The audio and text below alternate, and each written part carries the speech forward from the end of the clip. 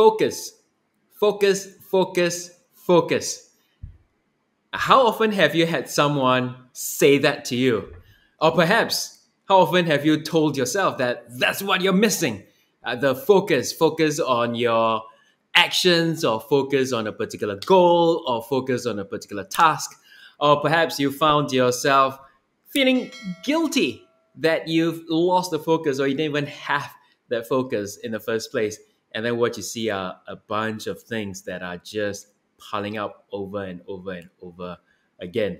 Well, if you're here with me right now, I'd like you to focus. We are barely a minute into this video, into this recording right now. Notice even as you're watching this video, notice even as you're listening to my voice, notice even as you're processing what I'm doing. Now, you might be watching and listening, you might be taking notes down. Notice what's happening to your focus all along the way. Why is that so important? Is this focus, just like a lot of the work that we do here, it isn't just a conceptual idea. We are taking that conceptual idea and turn it into a real observation, a real learning. After all, focus is something that you are developing. It's something that you need to be cultivating. So we're not taking a break from our life and say, hey, you know what, I'm going to drop that focus and then come here and then see what happens. No, your focus here, or your ability to focus here, is exactly the same way that you focus or not on the outside. So the best thing you can do now, the first learning, is to be a student of yourself and to notice how your focus might waver or how you actually hold your focus all along the way. Because I'm going to be sharing with you 3 steps or 3 things you could be looking at, the 3 keys really to how you can build, cultivate, and to maintain focus, whether it is about you completing tasks. Because how often have you suffered or paid the price for losing focus? Now, it could have been through losing focus when you're studying for an examination, or losing your focus when you're in communication with somebody else, and then you kind of miss what did that person say and then got into some kind of a trouble as a result of that. Or perhaps you lost your focus because you had so many things that's piling up and you didn't really get anything done. And each day, day by day, the to-do list just builds and builds and builds and builds. And then what that creates is a sense of overwhelm. There's a sense of too much that's going on. So let's help you kind of overcome those, right? And let's begin, first of all, with the first key.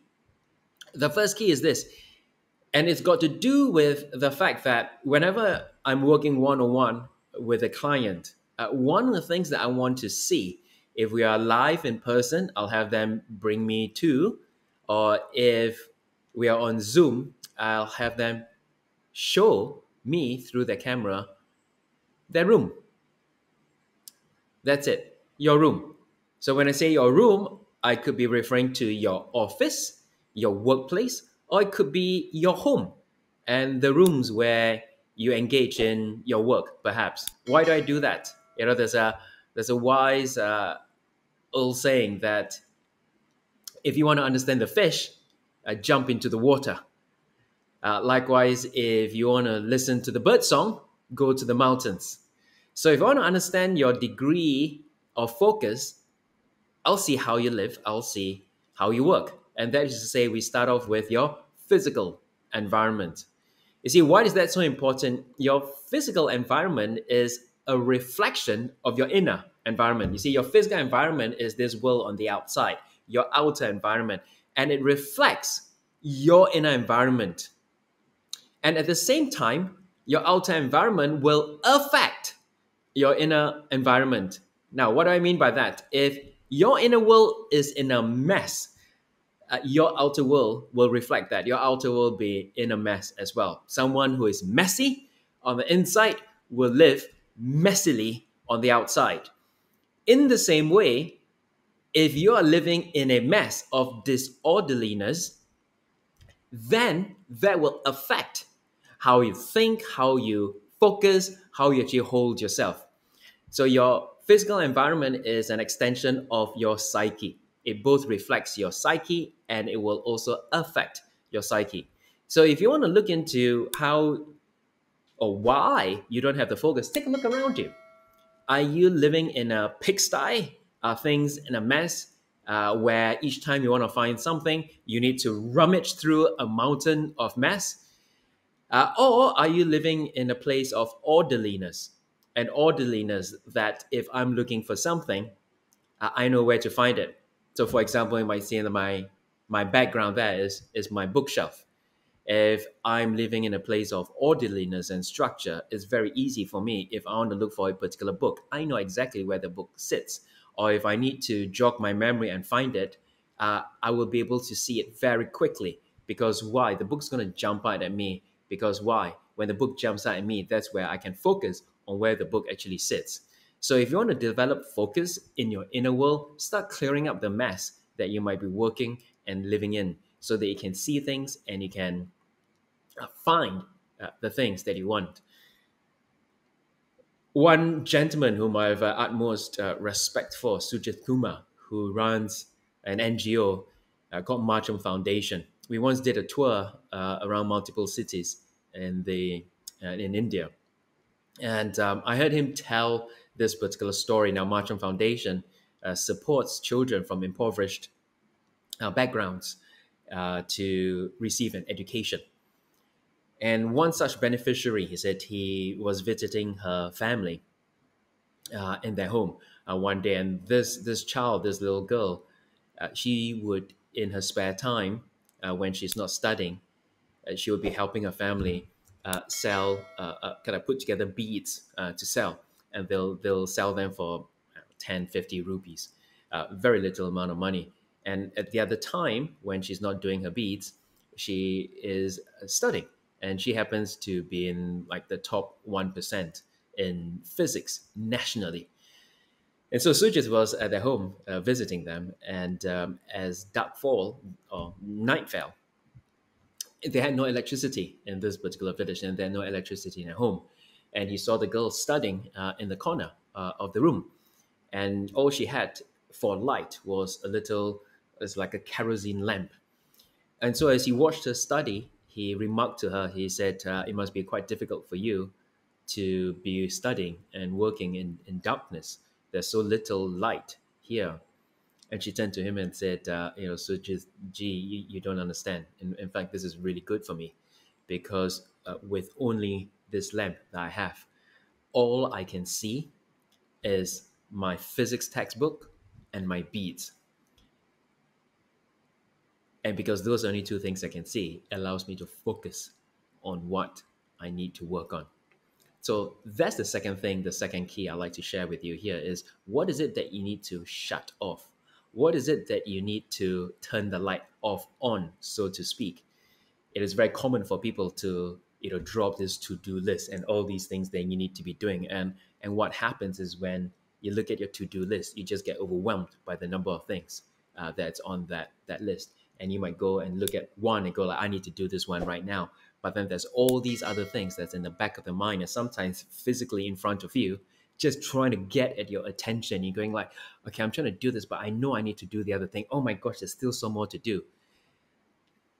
It's fine having a to-do list, but how could you, when you're engaged in one activity, turn the light off on the other rest and trust that you get to them? That's my second key for you. And the third key that I have for you here is this. We need to train. Focus is not just a brain or mental activity. Focus is a full body activity. In other words, you're not just training your mind to be focused, you're training your whole body to be focused. Why is that important? You see, when you are not focused, you are thinking about something else, you're doing something else, you're heading off to something else.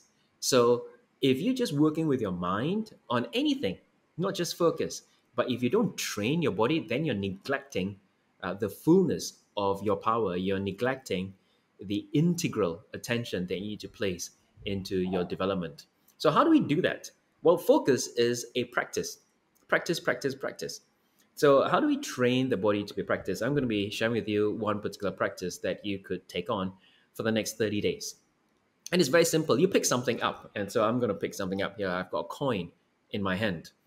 And this activity is just about a minute long. And what I'll do, I'll just do a 30-second version or thereabouts for it for you. So you pick a object on and you hold it in your hand, and then you close your eye. And as you fondle and touch and feel into this object, describe out loud what is it that you're feeling. So without saying what the thing is, obviously we know this is a coin, but how would I describe the coin? I would say something like it's circular in shape, it's round, it's it's got two sides to it, and it's not quite flat, it's not smooth. There are all these kind of edges that's on each side that kind of builds a particular pattern. And there are all these ridges as I run my nail around the outside. There are all these little ridges here, and it's kind of like it's almost as if your car is going over multiple bumps. It's fairly heavy for a little thing as it is.